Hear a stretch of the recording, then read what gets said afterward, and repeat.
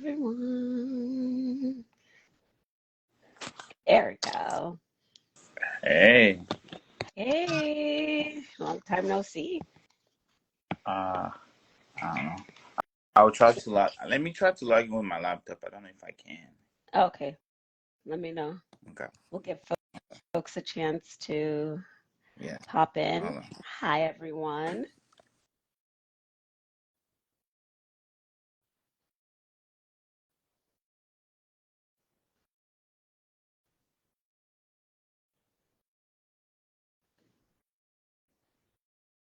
How's everybody doing?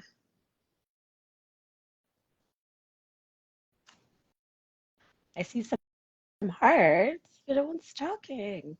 Mm-hmm. Oh, oh, Muhammad, thank you. Thank you. Hey, I see the Tigray fans. How y'all doing? We're just waiting for our guests to come back. Hey, Sage. Sage, what are you doing here? Aren't you supposed to be in class? I swear you're supposed to be in class. Hey, hello.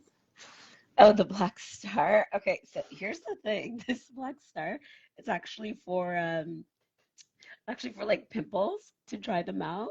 You can get them at like the Korean stores. But yeah, I had a little stress pimple come up, so just trying to, you know, keep my skin looking good with all of the stress going on. But, it is what it is. So, yeah, it is. It is. It is. It's like super stressful. What's been going on for everyone? Is anyone here doing the encampments? I am perpetually stressed with everything that's going on. So, yes, NYC. Um, there's always stress, but you do your self-care stuff and try and take care of yourself so that way you can actually be present for all of the things. But you gotta own the stress because if you don't own the stress, it just eats you up and it manifests and it definitely takes you away from being able to like check in with yourself.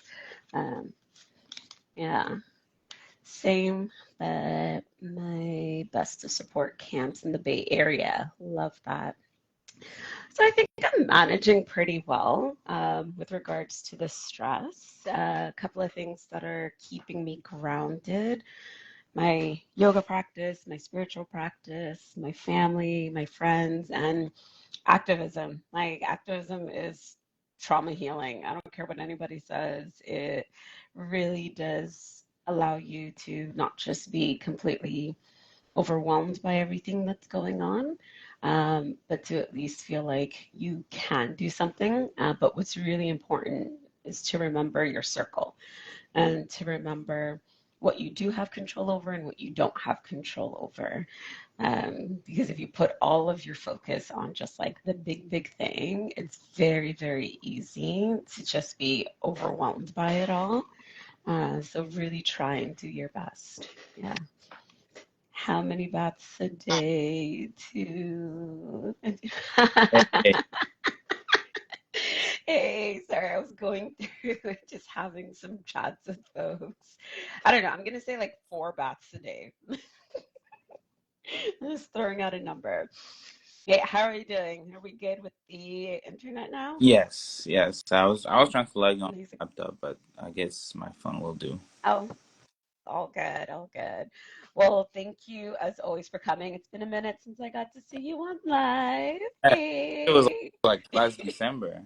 Last. I know it's such a while, but I'm glad that you're here, you're safe, and you're able to share all of your wisdom for us because there seems to be quite a lot of confusion going on and a lot of people feeling like they're missing bits and parts of the equation to fully get a grasp of what happened on Friday, Mm, right? yeah. So let's maybe start there. Like, what happened on Friday? Like, I've only been able to really get information through more Western medias. I haven't been able to get more on the ground information and info from the diaspora as much as I would like to. So update us. What's happening? Yeah. I think we have been posting about it. So on Friday was um, Friday Friday morning. Sometimes I get lost with the time differences and stuff. So on a couple days ago, if I have to backtrack, I think it was like Tuesday or Wednesday. There were reports that the M23, which is the Mouvement du 23 Mars, it's rebel groups officially. It's been for years, for decades now, they have been supported by Rwanda. Hmm. Um, Not just in terms of weapons, but they're actually providing soldiers as well. Mm. Um, and there were reports that a couple of days ago they were actually uh, couple hours away from Goma, which is like the fifth largest city in the Congo. They had just seized this town called Rubaya, which it's really well known for the coltan, like, and it's Hmm. a mine there where people essentially get the mineral resource they need, that the world needs for to use in that laptop and smartphones. So they were able to seize that, and they seized that town really in a really. It was really quiet in the sense that, and like always, the Congolese army retreated, and What? they always operate like that, which is also part of. I don't know if we'll get the chance to get to that. It's one of the reasons why Congo is where it is today, because of leadership and because of people actually willing to solve the issue. So So when that re- I need yeah, I need to interrupt because what's the point of the army? Like, why would they retreat? Like, that just makes no it's sense to me. so it could be like a combination of a lot of things, right? One could be that they are just not motivated, or two, Hmm. which that's the reason they have been giving for other parts that fell, that they just avoiding confrontation to save civilians, or just something along those lines. But you also need to understand that the Congo comes from like two invasions, right? Like in the mid 90s, 1996 and 1998, with the Rwanda invasion, when there was that change of regime with Mobutu in 1997, Yeah. was a dictator for like 32 years. When he got overthrown in 1997 by Laurent Désiré Kabila, the army chief of staff was this guy named James Kabarebe, who is the current minister in charge of international cooperation of Rwanda.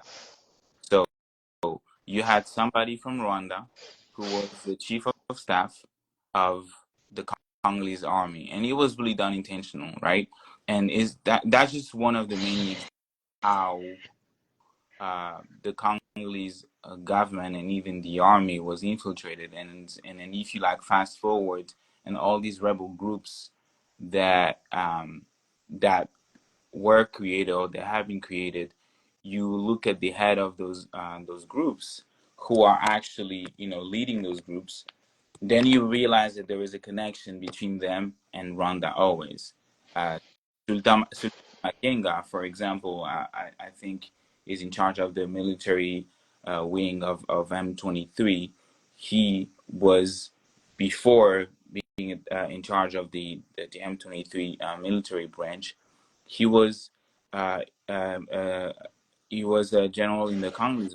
He was actually ranking Really? in the Congolese army, and then he left for the reason that he said that he wanted to protect certain tribes in a country. But if you also go back in his life, you dig even deeper, and you realize that the dude also served uh, next to Kagame in 1994 uh, on behalf of the Rwanda government, the RPF army whatever you want to call them they were at the time, but he was on the other side.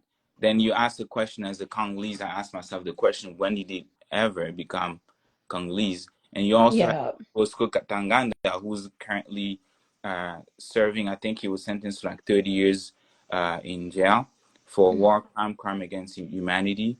And he was in charge of the M23 in 2013, 2012, when it was first created. Just like Sultani Makenga, he was in the Congolese army. Congolese, yeah. Was what he was serving the Rwandan army in 1994. So it's always the same cycle, right? Of Hmm. having high-ranking officers in the army who somehow are not loyal to the Congolese government, and the question Or is the why? How do people, or the people. Yeah, why? even worse. Because the so-called international community has imposed these sort of negotiation talks, peace talks. That's how they always frame it, to literally allow those types of mix, right? Like you, like, which is, to me, it's kind of like unbelievable when I have to think about it. Like, you are being attacked. You have somebody who took weapons against his own country. That's treason, right? Like, he's Exactly. And they're still like keeping their exactly. But positions. the United How States were they telling able the, to the keep their Congolese positions? government that, oh, you guys need to talk. You guys need to talk among yourself, and then make sure that if he drops his weapon and if he decides to no longer fight, that he's going to join, that he's gonna have the opportunity to join and serve the army, which is really crazy because they don't have the same type of talks or proposal when it comes to other conflicts. When you look at Israel and Palestine, for example, like, they are not gonna tolerate or allow, for example, Hamas to join like Israel. That's Idea. they're literally saying get rid of Hamas, like let Israel defend himself. But for the Congo, they're telling you, nah, y'all need to talk. Y'all need to talk to them. They will just lay their weapon, and then you guys will be able to talk. So that's essentially how we get there. But I think we went a little bit too far into the conversation. So they took the town of Rubaya, and that was like Tuesday or Wednesday, and then and then that's actually like about like 30 kilometers. Don't ask me miles how Yeah, that is. it's okay. I don't. I'm in Canada. We use kilometers too. Yeah, I think maybe I think the conversion is like uh, 1.67 or something like that. yeah, I think it's 32 miles, but 52 kilometers. Okay. Something. Um, so it's really close, right? It's like literally a 2 hour drive, literally on highway. Um, and there were two camps that were hit, and those camps, like, they have refugees because since 2000, 2022, essentially, when there was this, when at the M23 came, alive, they came back and they were really, really active. So you had this really mass wave of people like fleeing the conflict and fleeing what many Congolese, including myself, do consider as genocide, like Yeah, genocide. Yeah, 100%. uh, 100%. because we think that beyond what we're seeing of civilians being slaughtered, there is this really desire to take the lands, Hmm. the that are really rich in minerals. So they are fleeing those places, and they're fleeing those places, and they are being really um, placed into camps in places where you and I will never, ever, under any circumstance, maybe, like, live. But that's where they live. And back in October, the International Organization for Migration talked about around like 6.7 million. But as of March of 2024, the United Nations organization, the OCHA, UN OCHA, so the United Nations Organization for the Coordination of Humanitarian Affairs, and they uh, actually increased that number to 7.1 million uh, internally displaced Congolese fleeing the war. And Goma is, like I said, it's the fifth largest city in the Congo, and the two town Goma is kind of like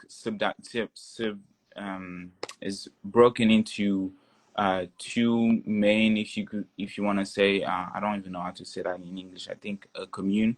You can think about it as like cities, right? Like they Oh, have like, oh, like neighborhoods, you yeah, mean? Or it's kind of like one yeah. neighbor, yeah.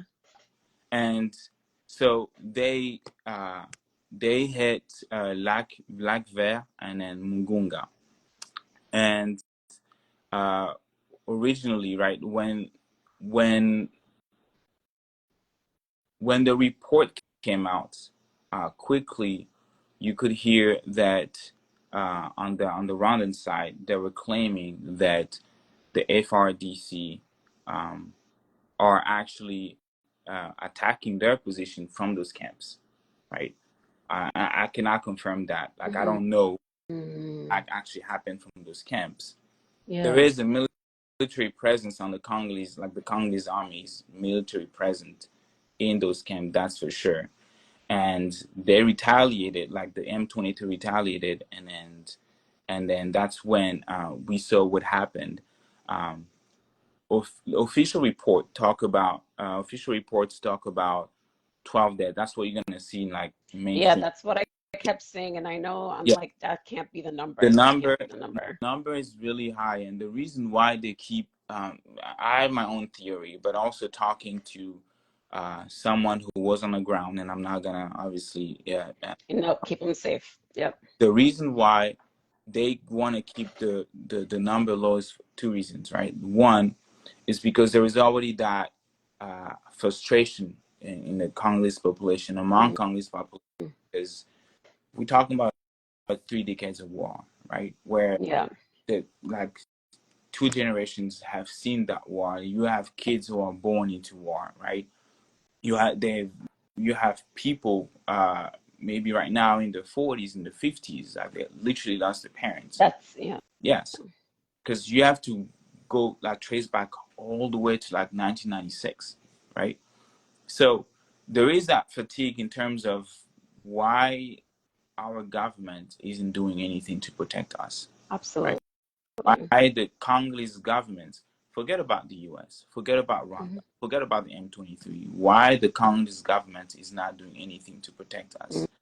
And something that I always appreciate with my brother and sister from the East, because I'm from the capital, is how resilient they are and they're not afraid. They're already being slaughtered, so they really have nothing to lose. They are always the first one to get on the street and protest. And I don't know if you heard last year, around I think it was the 30th of August, and we had about 150 civilians were killed. They were protesting. They wanted the United Nations force out of the country. Oh, yes, I do That remember that. Yeah. they were Yeah. protesting and they were killed by the presidential guard. So there is this pattern, right, of the population, you know, wanted to uprise against its own government, protest about against what's happening, what has been happening to them. So the reason why they want to keep those numbers low, because one, they don't want to give the impression they don't have anything under control, right? Mm. And they don't want to upset the population, which was too late because people on the ground they already see what They has see what's going done. on. They Yeah. counted Yeah. You can't. corpse. When I talked to my source 2 days ago, she told me uh, Oh, people. you muted. You muted. Oh, Say that again. sorry. I said that he counted 17 people with his own eyes.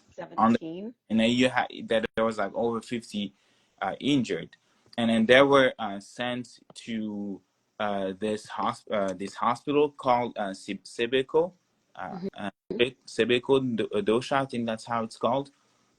And over there, that he also saw an additional 13 corpses, 13 people who died from their injuries. So we already close to 30, but it was Hmm. reported like 12.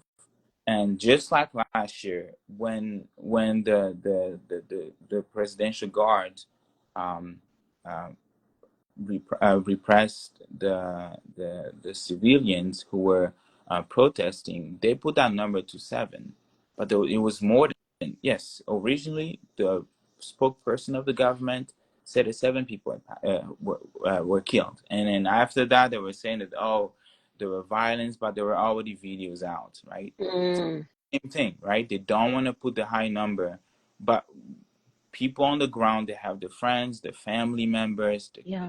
being who were just killed. Forget it again. We're gonna forget about the M23 because as Congolese, we need to sometimes own Hmm. ability and just say that, hey, we do have a government. What the hell are they doing? So Hmm. they started to to protest. It was really spontaneous. They were protesting, and because of what had just happened to them. Can you imagine that you just fleeing a place where you thought that you will die just to Yeah. come safe because it's a refugee camp, right? You're And the supposed to. same thing happens The again. same thing happened.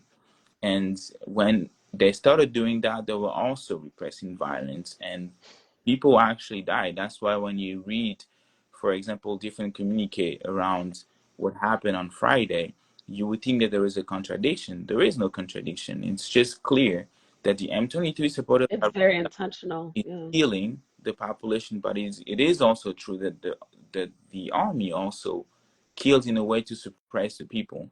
So right now, Hmm. our the civilians and those who are internally displaced right now, I don't even want to call them refugees because they are literally their own country. Yeah. Yes, they are hostages of two sides that do not want to see them as people. Because if you see Mm. what has been done, and you can read the UN report from last year or for the years before, or even from 2012, and see, for example, when Bosco Tangana, who was one of the founders of the M23, he has been arrested. I think it was like 16 counts, you know, and for him to like spend in prison, like that speaks about who these people are, cruel and brutal.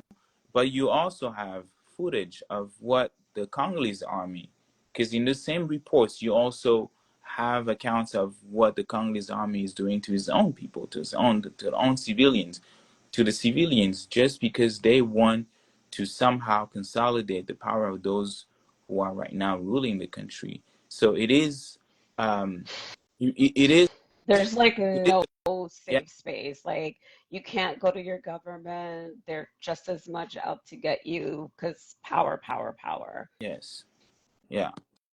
So the United States, which has been funding um, billion of dollars, over $3 billion, the Rwandan government, they came out quickly and said that, hey, Rwanda, we know what you did. M23, Mhm. Oh yeah, I saw some of those reports. I was like, yes, something's up. Like, what's going on? Why were they so willing yes. to do that? And the assistant spokesperson of I forgot his name. I think it's Matthew something, from the Mm. Department of State. He came out and he condemned, what Rwanda did and asked them to, which to me was kind of like insulting because again, like I see what they do in Congo and I see what they don't do in Israel, for example, or in Yeah. and they literally they're like condemning what happened and saying that Rwandan M23 did like literally bombed the camps, and in the same line, the same message, they're asking for a de-escalation of the issue. They're asking for the Congolese government to talk. And when you look at what happened in Ukraine and Russia, it's a different story. When you what Oh, happened absolutely. Oh, absolutely. and Israel, it's a different story. Yeah. So then, why this double standard?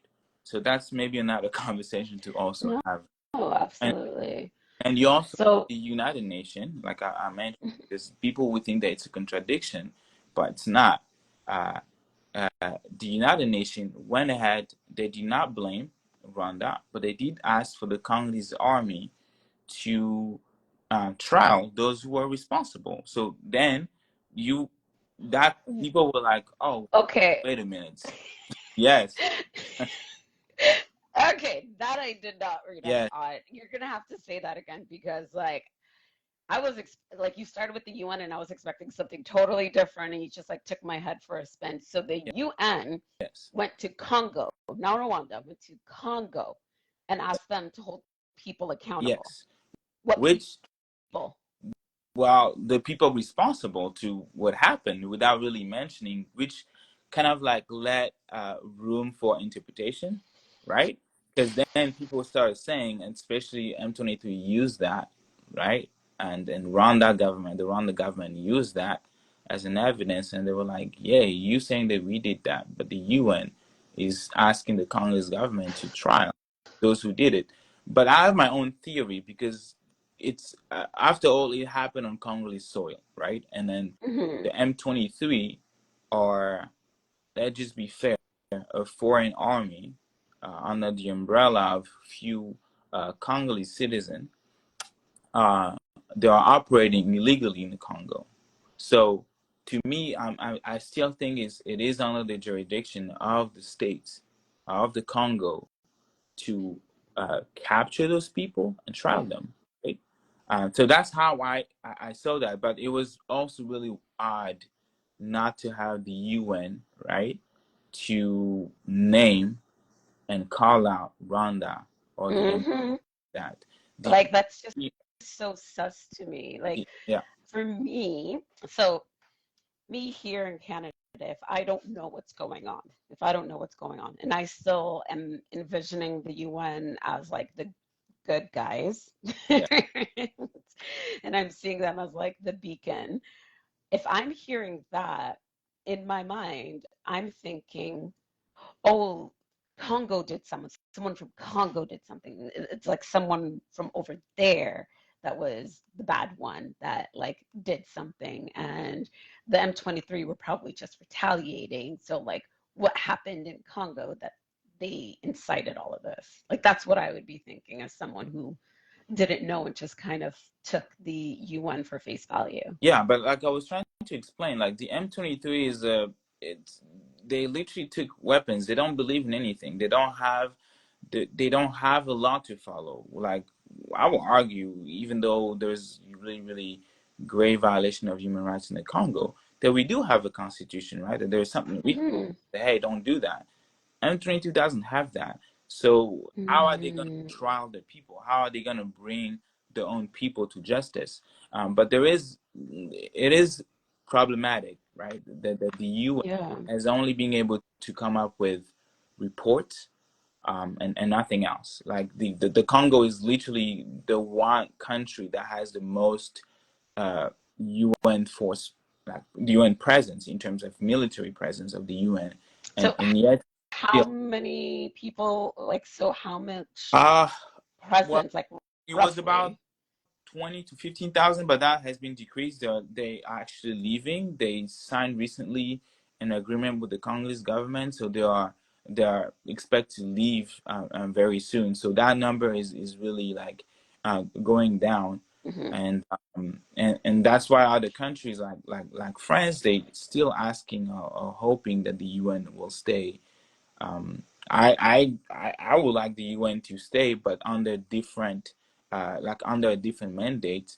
And but Okay, so here's where I need you to do like yeah, advocate for both sides. What is your reason for them staying, and what is the reason for wanting them to leave? Because, I obviously have my own thing, hmm but it comes from like a very Sudanese lens, because that was my experience with the UN there. So tell me a little bit about that in terms of how it is in Congo, just so I can frame it better. So like about if whether or not the UN should stay. Yeah. So okay, so the vast majority of the population is really tired of how ineffective the UN has been, and that's true, right? Hmm. There is a concern, like I mentioned, like you have one of the strongest presence UN military presence in a country, and that country hasn't known peace for at least 3 decades, right? That's a problem, right? And that people can get raped, people can get slaughtered, and then a UN base is just like minutes away from where the massacre happened. So that's an issue that uh, that needs to be addressed. And one of the Yeah. things that people from the civil society or even the opposition or to some extent also the Congress government, they were calling for a new mandate, a more vigorous and Mm. offensive mandate of the United Nations, MONUSCO, that's how it's called in the Congo, so that they can stop just observing what's going on and they can actually do something about it, right? Um, but the other reason that's just me personally, it doesn't Yeah, and yeah. This is there's just a anything, personal. is that like I mentioned, the Congo is a failed state, and I'm really not Mm. gonna. I'm just gonna be honest. It's a failed state with poor leadership, people who do not have uh, the interests of the people in mind. They get richer when the population is living under cruel condition. Um, So, the army, like I pointed out earlier, are also involved. They have been involved into uh, a human rights violation, killing their own people, killing our people, my people, and without any accountability at all. And you have the current president.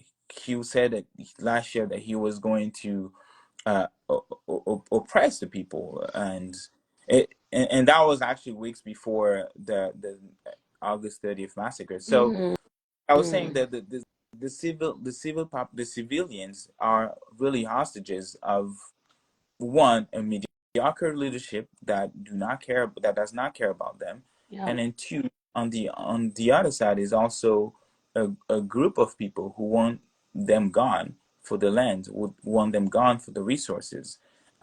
So really, why in that equation, with those circumstances, why would you want the UN gone? Why wouldn't you work on strengthening your army first? Why won't you Mm. work on providing justice for all first before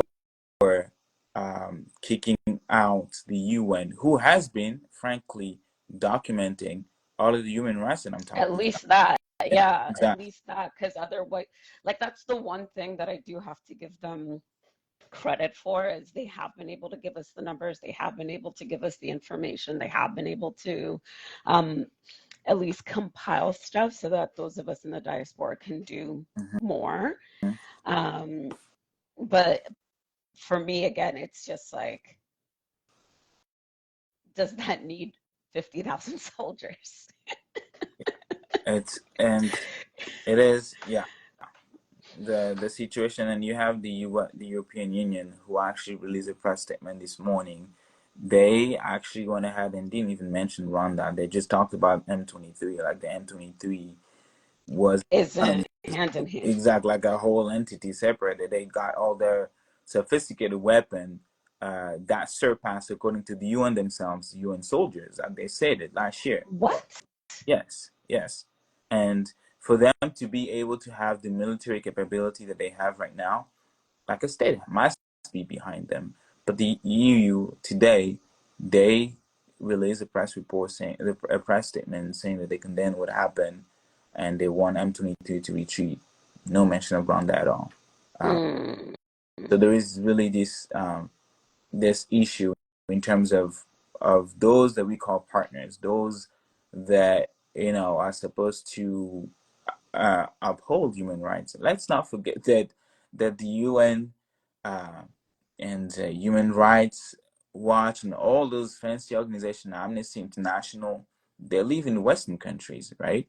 But how come they can tolerate uh, some of the grave human rights violation take place anywhere in the world? Like, and why would you be so hard on when it comes to one question, when it's about Russia invading Ukraine? Oh, then it's a whole You different Yes, situation. you Yeah. recognize that. the Ukrainian borders are intangible and shall not be violated. But when it comes to the Congo, you telling us to talk among ourselves, to talk with Yeah. Rwanda, that Well, you it can recognize the speaks to right. the investment, right? Yes. It speaks to the investment. It Yeah. speaks to like what they actually care to have Yeah. happen. I saw a question in the chat on this from H. Gray. I understand that the UN is sharing the information, but why are they not doing anything to protect the people? Like I was saying earlier, thank you so much for the question, H. Gray. It is really about like the mandates, and there is also deeply, I'm really convinced that there is a will to like not get anything done, right? And Mm, the UN operates, it has it needs the approval of the UN Security Council, and we all know who is part of it. And one of the reasons why that mandate is not being like an offensive one, like in 2012, because in 2012 they made it so offensive that that the M23, obviously along with other sanctions, right, economic sanctions, but they made it so aggressive uh, that the M23 was defeated in 2012, mm. and you have like thousands of the combatants, if you want to call them like that, or terrorists, that fled to neighborhood Thank countries. you. I was like, Yeah, let's call them what they are. yes, they Yeah. fled. They went to Uganda. They went to Rwanda, obviously, like always. Um, but there is that. There is really not a political will from the West to actually get rid of not just the M23, because the M23 is just the iteration of what the CNDP was, and before the CNDP was the RCD, and before the RCD was the FDL, the FDL. It's the same thing, same way, Same face, new same name. face. Yeah. Yes, they just changed the face, but in terms of who is supplying weapons, who's supplying the force, the soldiers, it's the same people, you know. Okay, so I have a thing. I want to know, like, I know Rwanda is doing fairly well in comparison to most African countries, but to be able to fund to the point where you have more resources than the UN, to me, I'm like, where's that money coming from? Because it's not going to just be the state. Like, it just doesn't make sense to me that the state would have that To much. face the UN.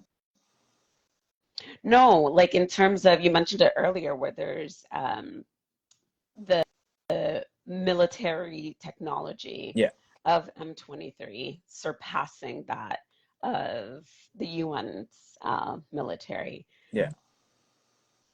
I get that the state is giving money, Mm-hmm. but to me, that requires a level of just a level of wealth to be able to make that happen. Is it just Rwanda giving money to M23? uh so so first I will argue when you say that Rwanda is doing well compared to other countries, and Oh, I'm coming from uh, Sudan, it, so everyone's doing it's better okay. than It's okay. us, right? I would argue that, but maybe that's not the Everyone's doing better conversation. than us. Uh, there are reports out there of how Rwanda literally manipulating the data to make it seem like they're doing Ah, good, right? But also okay, on a okay. humanitarian standpoint, like why are you saying, why are we gonna focus on the fact that they have clean cities when they are slaughtering people next door? Mm, So I mean, I will hmm. argue that, right? Yeah, Um, yeah. but I'm to here for the argument. yes, and I'm here for the but argument. to get back to your point, uh, Rwanda, first of all, Rwanda is a country. It's not just a regular, like it is a whole country with like a budget, right? Like just like any other country. And 40%, close to 50%, 40% of the budget comes from the West. And if you look at the main donors, like those who give them money the most, the United States is on top of it, right? So so uh, to me, it's more like they, and I think I mentioned at the beginning that the U.S. has been found like providing money to Rwanda, we talk about billion of dollars, right? And Hmm. and the militia group or the terrorist group like M23, they have been they have been known to recruit people in the same internally displaced camp that they bombed. They will go to those places and recruit people, and they will recruit How? soldiers. They will recruit soldiers, and all of these are documented. But for years, the Rwanda never really were never really met with Rwanda was never really met with sanctions. It was only like last year that finally, after like years and years, that the names appeared on the U.S. I don't want to say sanction list because it's not really a sanction, but it's this Mm. thing called the Child Soldier Act, which literally allowed the United States to withhold aid to any country that is somehow um, hiring soldiers, right? Hiring Okay. soldiers as children as soldiers. And the last time that Rwanda was on that list was in 2016. And even Okay. then, right? Even then, uh, the name was on there, but it was the funding that they're receiving from the U.S. government from for the military purposes.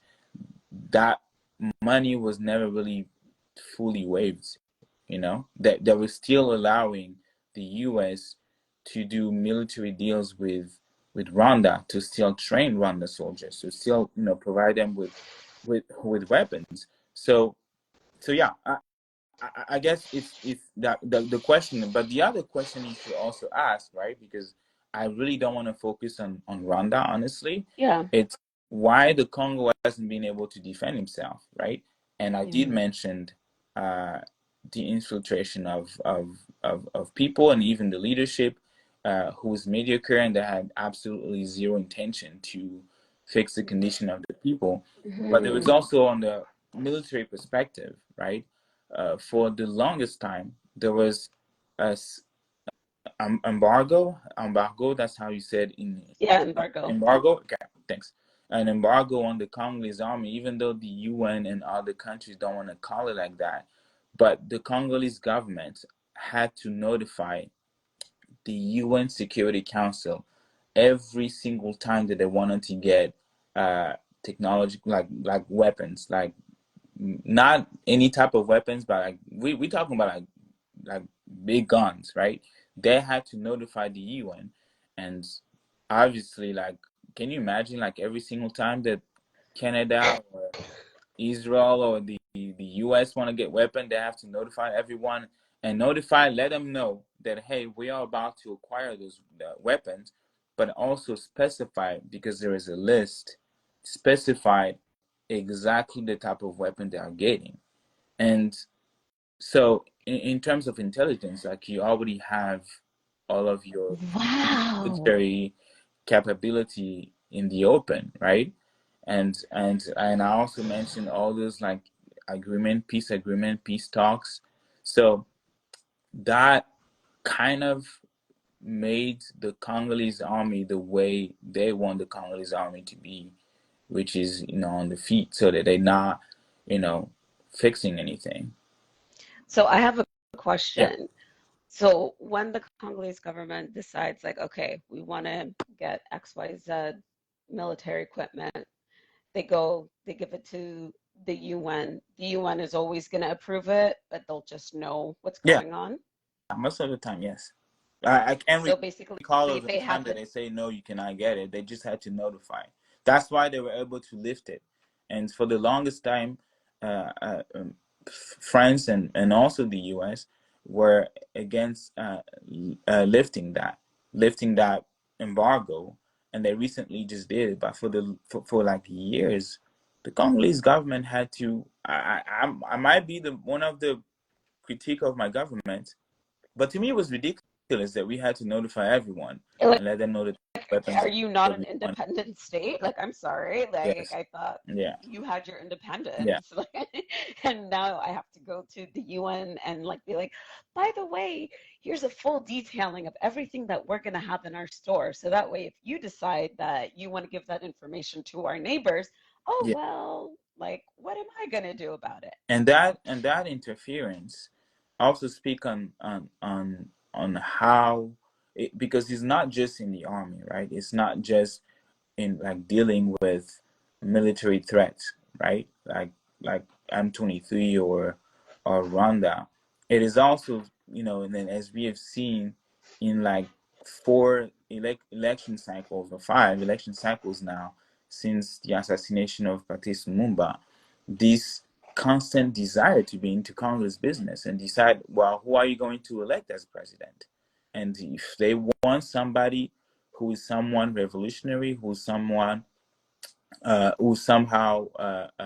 Cares about the not actual people. exactly or not aligned with with them, they will make sure that you're not elected. That's why you have rigged election and people just look at it and just give the blessing. We had the election that just happened in 2000, like literally in December. That was a joke, right? Yeah. But he proclaimed a president. He's a president. He was elected with 73% in 21st century. You get 73% first round. I mean, I also want to believe in Santa Claus You know stuff, what? I'm but surprised that they were being that humble, right? They yeah, could have been, because like Bashir during his, like we had it in the 90s multiple times. yeah. I 90. was surprised that they were not gonna say that the current president won with 90%. I was expecting something like that. And that's me too. Right. That's why I'm like 73. Oh, they were humble. They were humble Yeah. compared to how a lot of them are. So let me just like recap and summarize this. So we have a puppet government Yes. who has Rwandan leadership in critical military role. We have just up until recently a UN embargo where you literally had to tell them about any particular weapons that you plan to purchase that was there for so long because the US and France wanted to fight them. Then you have on Rwanda roughly 3 billion US dollars coming in, accounting for 40 to 50% of their national GDP, of which goes into the M23, which then goes into Congo, bombs, and takes away refugees as soldiers to then attack their own people. Did I get all of that Yeah. right? Yeah. You pretty much summarized what has been happening. And the sad part with the Congo is it's a circle, right? Like Yeah. it repeats Everything's itself. feeding Yeah, everything. exactly. Yeah, everything's And feeding. because we were never ever able to address, right, the root cause of it, which is justice. That's why you have people who get up in the morning and decide that they want to take weapons because there is a There gold hasn't been mining back justice. like Yeah. in the backyard. They don't want to make sure they control it, so they take weapons, and then they're like, no, that we want more and more and more, and in that process they kill people, and then they come to power, and then they become military officers or generals or whatever you want to say, and it just constantly allow people to think that the only way for them to be in power or to remain in power is just through violence, you know. That's insane. That is insane. And it's also not surprising because that just is too much of the story within the continent.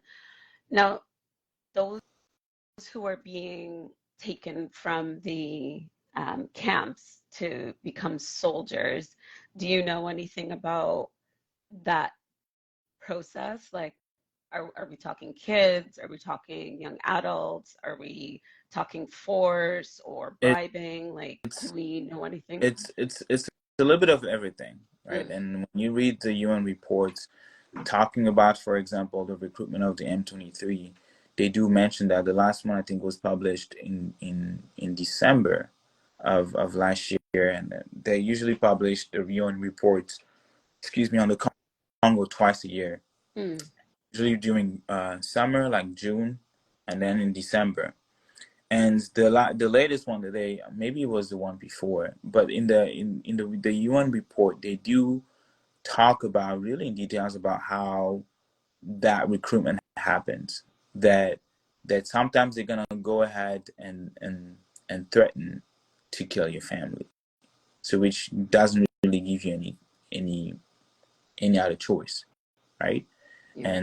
And sometimes money is offered, right? And again, I mentioned how Rwanda is right now currently on the Child Soldier Act, Mm. because Rwanda is funding M23, who is hiring children as soldiers, and it's documented, it's a fact, and yeah, it's it it it, to me is really crazy how people can get away. And when I say people, I'm talking about Paul Kagame. I'm talking about Yeah. the Museveni of Uganda. How they have been able to be in power for so long with all the crimes that they have committed, right? How the world has failed the Congo, I think should be itself like a course Yeah. in a classroom in a at the university somewhere, because it to me I just cannot comprehend that. I cannot comprehend that we one time as humanity said never again to genocide, but then And it just we keeps going. allow Paul Kagame to track down Hutus and kill them. Yes, some of them committed genocide in Rwanda, killing the Tutsi, but then coming again and slaughtering refugees and slaughtering innocent Congolese who had nothing to do with them. And Mm. or we started talking about what happened on Friday, just the image of that of those kids that were killed, right? I don't know Yeah. if you saw the footage. I saw them, and I never shared because that's just not Yeah, I usually choose not to yes. show them as well. Like I'm very mindful, because there's just so many layers of trauma in that. And Yeah, yeah, yeah. and when you look at the people who died, you know, they had nothing to do to whatever reason that the M23 said that they're fighting for, whatever reason Paul Hmm. Kagame is saying that he's in the Congo for, absolutely nothing to do. And when they do claim that the Congolese army is, you know, bombing them from those camps, that still under international law do not give you the right to retaliate, knowing fully there are civilians there. We're talking about people living in tents, right? Like you know what I'm saying?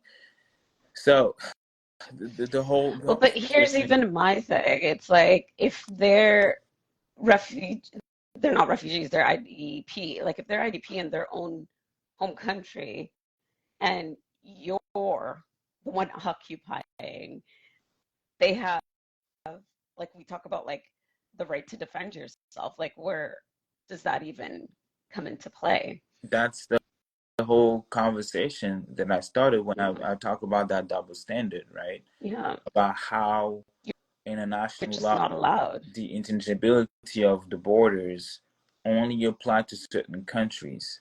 Hmm. How human rights only apply to certain countries and don't apply to others. How they are allowed to give carte blanche to uh, Rwanda, for example, to be able to do all of the things that they have been doing, right? Greed, greed, greed. Like, and there's always that layer of like anti-black racism where it's just like, oh, well, it's just black people, it's just Africans that we're killing. So it doesn't actually have even that same meaning or impact to them. And so our lives are worth less, especially less than all of the resources that they want so much of. But the thing that people need to also understand about Rwanda and why Rwanda seems to be untouchable is because Rwanda, just like a particular country right now, has become the number one, especially among African countries, right? Uh, exporter of soldiers. They do what the United States doesn't want to do in Africa. They do what France does not want to do in Africa, which is dying, fighting. They don't want to do that. Hmm. We all know also what happened to American soldiers in Somalia. They Yeah. just don't want to be involved. But they do have their interest. They do have, you know, the interest that they keep. So how do they do that? That's why Rwanda came up with this frankly brilliant idea of exporting the soldiers. The vast majority of soldier, African soldier in the United Nations right now, African soldiers are from Rwanda. So Wow. that gives you a sense of the type of power that right now like they have because they are helping the French secure their interest in Mozambique with all the oil, with all those like big giants oil companies. Rwanda is doing that, right? And are there are other countries maybe on top of my head I cannot think of, but Rwanda is actively military involved in those countries in Africa on behalf of the West, on behalf of the United States, on behalf of the UK, on behalf of France. And when you also look at other deals happening, you ask yourself, but that's these really go in total contradiction to the values that the West says that they believe in when it comes to human Oh, but we know that they've been lying. We know that they've been lying. But this basically sounds like a proxy project for them, rights. right? 100%. Yeah. And so that makes things so much clearer for me personally because now it just makes everything make sense because those are the types of games that they've been playing. It's essentially like the Cold Wars and everything that was going on in even like Afghanistan and in the former USSR, and why all of a sudden you had things like the Taliban and all of these other um, extremist organizations that somehow had CIA training. Like, how did they get that Yeah, CIA training? Right. yeah, So basically, they're playing the same exact games and at the same time trying to sell us this like particular image of them doing something for the people and sending aid for the people when they're the root of why exactly. so much of this is happening. And So yeah, yeah. and, and you touch on a really good point. And as a Congolese person, I have to say this, um, that we as Congolese, really, what the Congolese people need right now for a lasting change in our country, for peace, for stability, what we need really desperately, it's and that might shock people, but that's my personal belief. It's not humanitarian aid, it's justice. Oh yeah. That's what we Yeah. need. We need justice.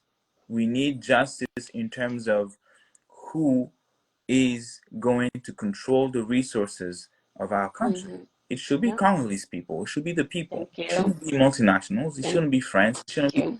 the Yep. US. It shouldn't be Rwanda. It should not be 100%. M23. It should be No, the Congolese people deciding who they absolutely. want as their leaders, who they want to control the minerals, right? Justice, so that people who commit war crimes, people who commit what, you know, a group of young Congolese 10 years ago, 11 years ago, this August, called Genocost, Yep. genocide for economic gain. They got together and created that because they realized that this cycle of violence will continue to repeat Mm-hmm. itself until we create a legal framework to trial and condemn everybody who is somehow Hmm. involving to the slaughtering of Congolese people, whether it is in Goma, in Beni, in Ituri, or even in Kinshasa. Hmm. That's what Congolese people need. Absolutely. And here's my only thing though, that that to me won't happen if the structure stays the way that it is, because it's the same people who are denying the justice that are in charge of making the laws. That's why we need a global consciousness. That's why we need the people. And when I said the people, I'm talking about, I'm looking at the world as a small village, right? Like, we can change the status quo. Believe me, like, and they know that. That's why they keep shadow banning us, right? Like, Oh, 100%, 100%. I keep getting yes, blocked. My yes. food just came. That's why they keep our. I got myself It's pizza. all right. Don't judge me. Nah, no judging. That's why they make sure that they control the narrative, and we need Oh, to gain control 100%. of the Yeah. narrative, right? We Hmm. need to be able to tell our own stories. Congolese people have stories that need to be told, but they cannot Yeah. because they're being censored, not only by their own government, like I mentioned. If we have to just talk about what happened on Friday, when you have the army who raided the hospitals where all the corpses were. Why would they even do that? Where you have Yeah. the government not even telling the information the way it was. But I want to tell you a really personal story about myself, and even how I started to, or how I actually got aware that there was an organization called Friends of the Congo, right? Mm. So, for those who are listening right now, uh, the Congo obviously is a country in Africa, Central Africa, and the first language, we were colonized, unfortunately, by Belgium, and we speak French, right? So that itself is already a barrier, right? So here I am, a young guy. I came in the United States. It was in 2013, right? And when I was back home, where I lived for like 20 years, this really pure rhythm of the Congo. Uh, it was almost impossible to talk about the Congo the way I am doing right now. You Mm. were now allowed the same thing the same things that are currently happening to folks in Goma. Those area controlled by the M23, because North Kivu and Ituri province right now they're under the state of siege. They have been there for like the past 3-4 years, I think. People back then, we were not allowed to talk about politics. We were not allowed to criticize the government. Joseph Kabila, we were not allowed to talk about Rwanda, because you never know. And my father will always tell me, whenever we will discuss politics, he will tell me, you go to school, don't talk politics. You go to school, don't say this. In the news, you will never see on the news that something is happening in Goma. Something is happening. I'm talking about Mm. 2013, where the internet wasn't as good Yeah, as it is yeah, right now, at least for in the Congo, right? And that's coming from someone who was living in the capital. I get out of the Congo. I come to the United States, and for my social justice class, because I've always been um, yeah. Mm. um, passionate about social justice. For one of my class, I had to present, and I wanted to present about activism in the Congo. And I'm Mm. researching about the Congo. I found these really great videos from that. I think it was maybe for the year before, if I'm mistaken. Friends of the Congo video called, that documentary is called "Crisis in the Congo: Uncovering the Truth." I watched that Mm. video. It was in 2013. I've known about Kagame. I've heard about him. I've heard about what he was doing, what had happened, but I did not know about the plot around it. I did not know how deep it was. Yeah. I did not know about the involvement of the US and the UK and all those institutions who are literally like not doing anything. And I learned about all of that through that documentary. And also, like I mentioned, that documentary is in English. The US obviously speaks English. The UK is in English. Rwanda themselves, they speak Kinyarwanda, but also English. So the language also, like I was saying earlier, is already a barrier for the average Congolese person, or for, unless you Mm. get the education and learn English and become fluent. It was back then. It was really hard, right? With the censorship that I also mentioned. So we were just predestined to be ignorant, to live Mm. not knowing. So I come Yeah. in the US, I know English, and now that I have access to information, I discover what has been happening in the Congo. I pick up my phone and call my dad. My dad says, we cannot talk about it on the phone. We will talk about it when I come to see you. And he came a few months later to visit me, and we had one of the most genuine and deep conversation I've ever had when it comes to politics about my dad. You know, it's because of organizations like Friends of the Congo, like general cost of people outside who have freedom of speech, people who can talk, Mm. who can amplify the stories of the people on the ground who are suffering, who are being killed, who are not knowing justice. We need more organizations like that who Yeah. can literally uplift our stories, because Yeah. I was saying we all bear stories, we all have a story to share, but we just don't have a platform to do it, you know? So we can change things. We can change the status quo as long as we allow the people on the ground to be able to tell the stories, and for people listening right now, and for people in power who literally having hearts, uh, all those values that they are preaching in terms of human rights, women rights, children rights, that if they really do that and they listen to us and they see those videos and those documentaries, and more things will even come from those organizations in the weeks and months to come, then something should be done about it. And if they don't, then Mm. the people who vote, the people who cast the votes to elect the leaders here in the US, in Canada, in France, they will know the truth. And once you know the truth, man, you cannot lie. You can no longer No. lie, because they're going to ask you, okay, you said this for Ukraine. Why are you not saying the same thing for Congo? You said Mm. this for Well, Ukraine. it's Why are you the not same saying the thing. same thing Yeah. for Palestine? You said Yes, and that's this for literally what I was Israel. going to go Why to. didn't you Yeah. say the same thing for Rwanda, for Yeah. Congo? And all those, that double standard and that blatant uh, refusal to acknowledge uh, people's right to Mm. just be people in their own land exist. Congolese people are not asking for much.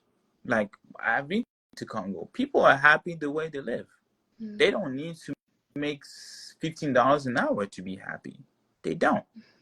But with the little that they have, in terms of money, in terms of house, they're happy. And if Mm. you don't even allow them in that, in a country full of everything, you don't even allow them with the minimum things that they have to be happy and to live, where are we going as humanity? Where are we going as a world? Yeah, You know. exactly. So Exactly. that's why I really, honestly, I commend you for all the things that you're doing, right? Just amplifying, so that Yeah. people who follow you know what's going on in Sudan, what's going on in the Congo. Like, just know whether or not you will take actions will be up to you and your conscience, because Mm-hmm. that injustice that we are facing, Palestinians facing it, people from Sudan are facing it, people from Asia is facing it. Yeah. When the time will come, and you'll be facing the Oh, exact it's same gonna come thing. for everyone. And that's the thing. Everyone thinks that they're gonna be like excluded. And it's just like you're talking about a system that's willing to tear down its own people for what it wants. Like no one is safe. And the sooner we all get to realize that, like if you are not that 1% of the 1%, you are at risk. Like that's like they will throw you under the bus. Like yeah, they have no problem. They'll make their own new planet on some spaceship up there and let this whole world burn. Like they don't yeah, care about us. yeah, We have to care about us. We have to actually show up for each other because literally like each person's turn is like just kind of going around mm-hmm, and eventually it'll come to you. And why not just be there for one another now? Why wait for the crisis to also impact you in a very like direct way before you do yeah, something? Like why does it take that? yeah. And another thing that I also wanted to mention, talking about like changing the status quo, right? Like actually bringing change, either it is in Congo or in Palestine or or in Sudan. When they started censoring us, right?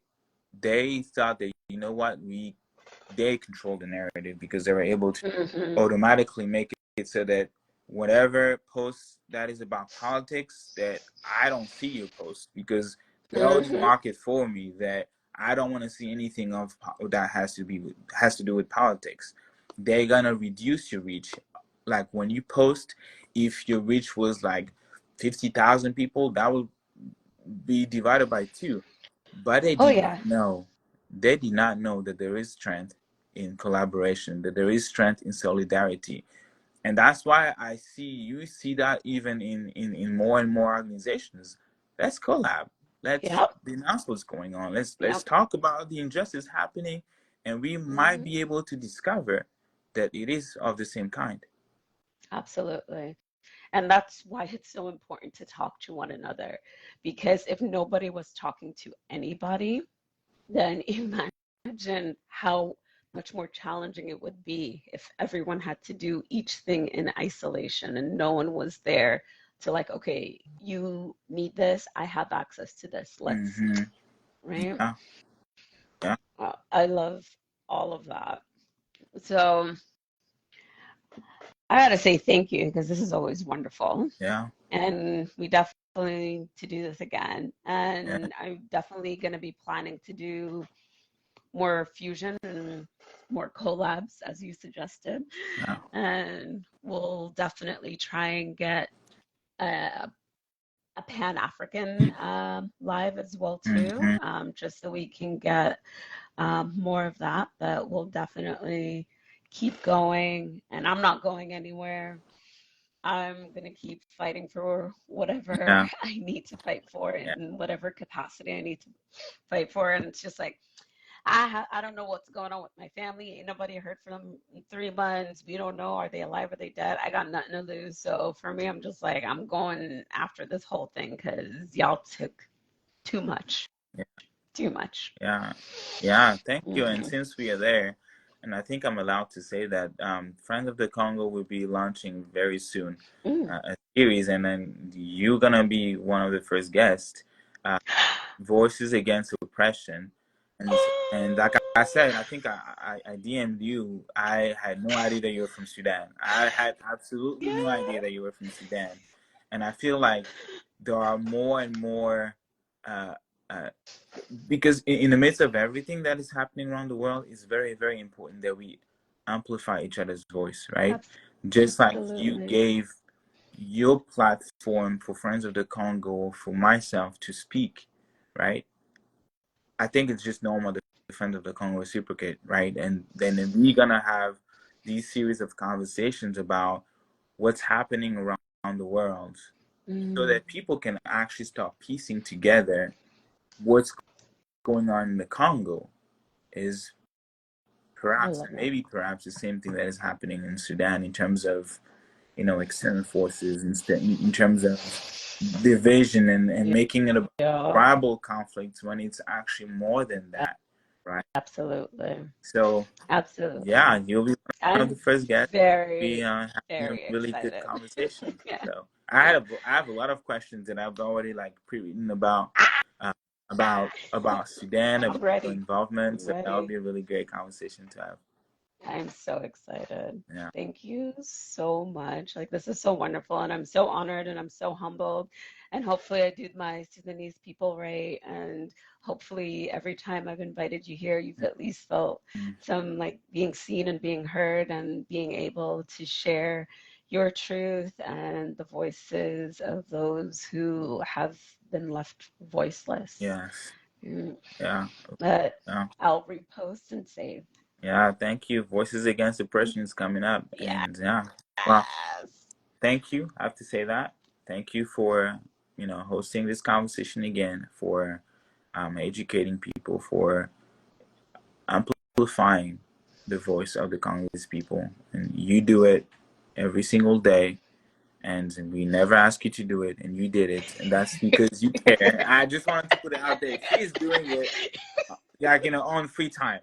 She like Yeah. you do it, and we appreciate it. Like I appreciate when I see every time when I see someone who's not Congolese posting about the Congo, my heart melts because Mm, I'm like, if we as humanity, like as human beings, if we can constantly look up for each other, we will not have any oppression around the world. exactly. So Exactly. thank you. And like I've said this before, like there's no way to separate my liberation from the Congolese liberation. So for me, it's just so automatic. There's no thinking about it Yeah, because that's my family yeah, too. Right? yeah. And geographically too, Sudan is our neighbor. Oh yeah, So, yeah. but yeah, thank you, thank you, thank you, Thank you as thank you so always. much. I cannot really, emphasize how thankful I am for us to continue to have this conversation, continue to have this fight. Absolutely.